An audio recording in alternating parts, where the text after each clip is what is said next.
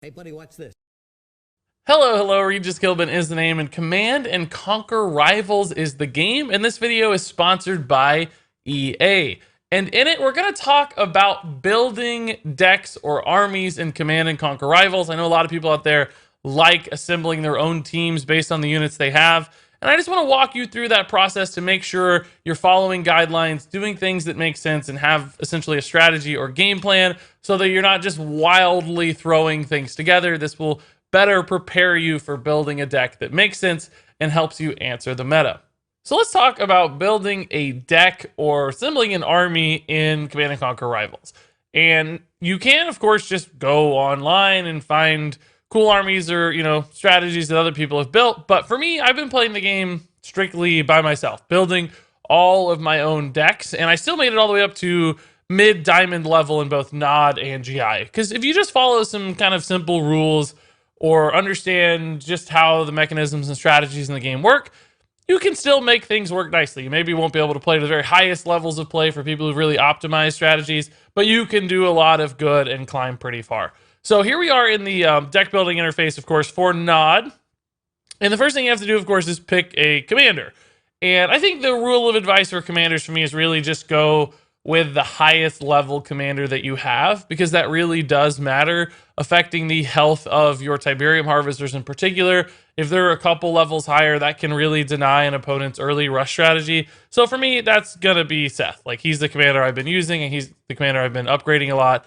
And with him, you kind of get a dual benefit because he also increases the level of the flame troopers that are summoned from the drill pod, which is really nice. So in particular, if you have a high level Seth, that can go a long way. But I think really just focusing on those starter commanders is really your best bet, because those are probably the ones you're going to have at the highest level. If you have a couple that are close and you really prefer one of their abilities over the other, go with your discretion. But for me, level trumps all when it comes to commander.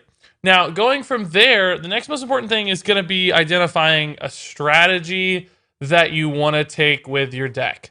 So you can't just, for instance, take like your 5 or 6 highest level units and put those in your army. That's not going to work, right? Because you're just not going to be able to build anything early. Your opponents are going to just absolutely rush you down and kill you and just dominate before you have a chance to react at all.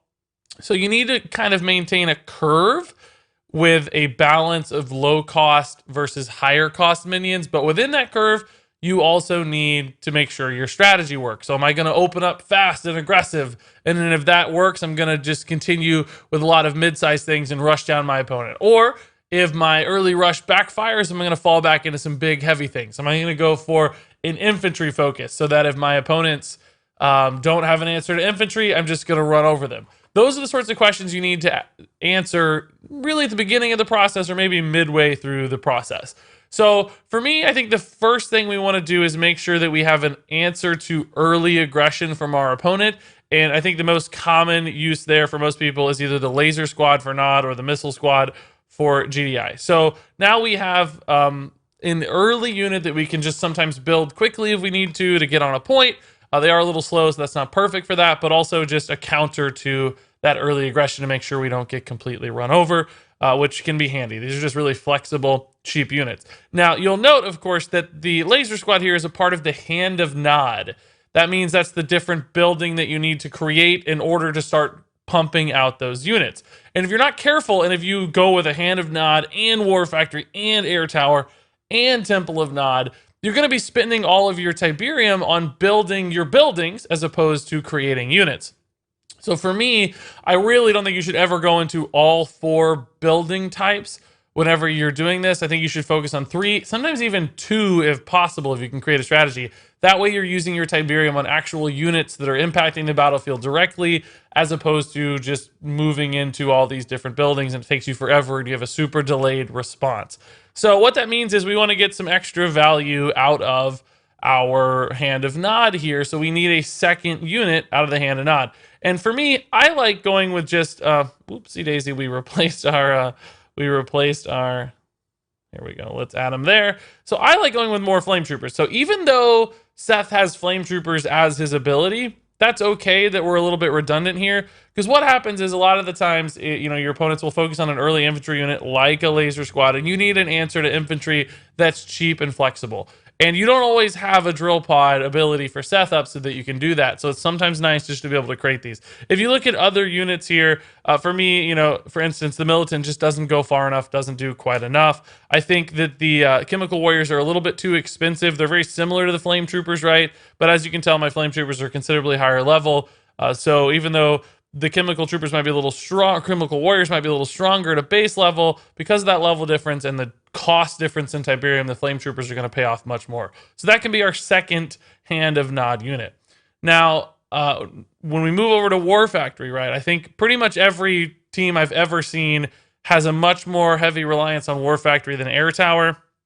Air units are still a little bit awkward to use because everybody is using either the Missile Squad or the Laser Squad, and those usually counter air units very efficiently. So where the meta's at least in my meta and my ranks, air units are a pretty hard thing to commit into. You can sometimes take one just as a counter to scary things, like our friend here, the Rockworm. That's really weak to air units, and some people commit to that. So having that one flexible air unit can be worth it, but mostly I think we're going to focus in on War Factory. And for me, I like having just a mix of things from War Factory. So I want one unit that's good against other vehicles and air, and then one unit that's good against infantry. So this is good against air as well, but most importantly with a buggy, it's good against infantry. Because what happens is, sometimes you'll build Flame Troopers to counter infantry, but then your opponent has a great infantry answer. And I think we're going to move into infantry with our late game units as well. So I think we need that sort of flexible thing that's not an infantry, but good against infantry, because that fills a gap essentially that might create a counter opportunity. So now that we have 2 early game units for each of those building types, I think what we need now are some heavy hitters. Because even if we have a pretty fast start here that's good at countering, that's really punchy, that will get us an early missile, I think we still need some depth in the late game, because these units just aren't going to go toe-to-toe with late game units. So we have, a strategy here that's basically a flexible one. I wouldn't call it a hyper aggressive strategy, because we're not looking to completely run over our opponent. But if if the time and the opportunity exists, we can do a rush with some attack bikes because they're very fast. We could go kill a Tiberium Harvester if needed. If our opponent looks like they're committing too hard into double Tiberium Harvesters early, we have that option, but we have the counters. So I don't know that this deck has necessarily one ultimate directive so much as it has the ability to be flexible, adjust on the fly, and play more of a counter style, just looking for opportunities. So that said, I think we do need some really heavy units. And for me, I know that my 2 highest level units that are good out of the Temple of Nod are, first off, the Confessors, which again are a good infantry counter unit and also good against aircraft as well. And then also the cyborgs, we'll get this right here. The cyborgs alternatively are very good against aircraft and vehicles. So what that means is we have 2 strong late game units that cover all the bases. They're good against infantry, they're good against aircraft, and they're good against vehicles. So depending on what we need in those scenarios, what our opponent's building, we have our heavy hitting guys that can satisfy those needs. We also have really fast, flexible units like the attack bikes that can get on points quickly, so we can play for a point control style as needed, just tanking with our big infantry. Now you'll note that this build has 4 infantry units. So there is a little bit of susceptibility here, right? If, for instance, our opponent is very, very good against infantry, we might struggle because we only have 2 mid-game vehicle units. And that can be a really important meta decision. Like if you're seeing a lot of infantry counters from your opponents, then this may not be a build that makes a lot of sense because it's going to struggle. But if it seems like infantry's a gap in the meta where people just don't have those strong late game infantry counters, then this could go a long way. But if you're looking to adjust this deck, right, to meet those needs, what could you do? For instance, you could take out a Confessor because it's a 4th infantry unit, and you could add in a flame tank, right? If you add in this flame tank, suddenly you have a vehicle now that's good against infantry because our Confessor was good against infantry. And then our 2 late game heavy hitting units are now still good against vehicles, aircraft, and infantry. So we're covering all of those bases as we counter. Interestingly, with a flame tank, another thing you can do, this is very, very good against bases, against buildings, much like the Flame Troopers here. So we have this backdoor strategy that could be possible where Seth's drill pod moves to a backdoor our opponent's base. We get some flame troopers melting the base. We send in a tank to melt the base while still controlling points with the flexibility and speed of the attack bike. So we're kind of got these 4 or 5 different things we could actually do in any given game that works nicely. So I personally think this is a better build than going so heavy into infantry. Now you'll note we are missing aircraft here. Again, where I've been in the meta, that's fine. That's never been an issue.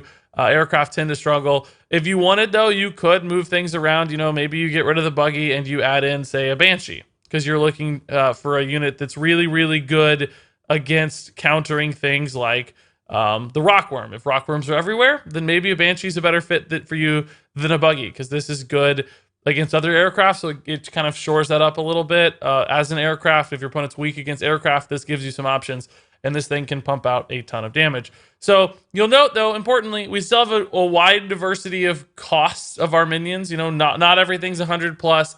Not everything is 10 or 20. It sort of ramps up smooth. We go 20, 40, 30, 60, 110, 120. So we've got options at every level. We've got some flexibility. You'll note one mistake we made here with the Banshee is that we are now on 4 building types instead of just 3. So maybe you get rid of the attack bikes and you go for the new laser drones instead. If you're looking for a early rush, they can still service that need that the attack bike does, but they're part of the air tower instead, so that you're reducing the diversity of building types, and maybe that works. So I know that I haven't settled on a final deck type here or answer, but I'm just walking you through all the alternatives that exist and things to think about when you're assembling your units into a deck that makes sense. That's the important part, right? It's never going to be a perfect exact answer with the right deck unless you go, and you just net deck and you take somebody else's, which is fine, by the way. That's a great way to play.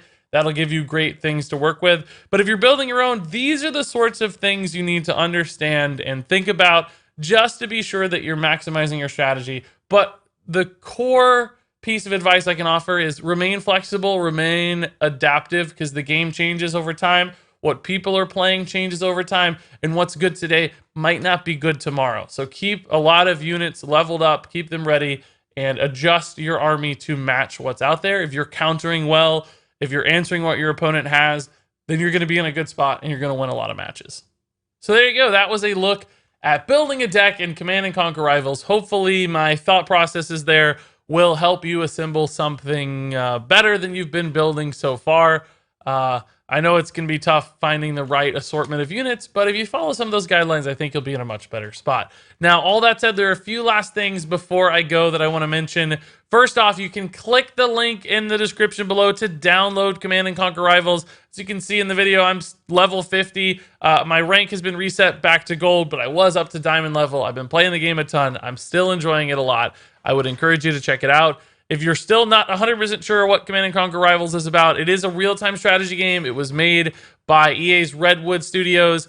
They've been pumping out a ton of communication, updates to the game, balance passes. They're doing everything right to support this game for the long term and to support it for the esports world. That's exciting. That's cool. And it's a perfect fit for esports too, because games are quick.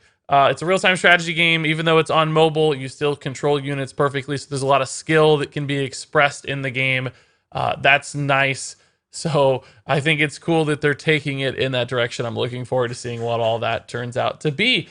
All that said, I hope you enjoyed this video. I want to thank you for watching. Appreciate your time. And until next time, game on.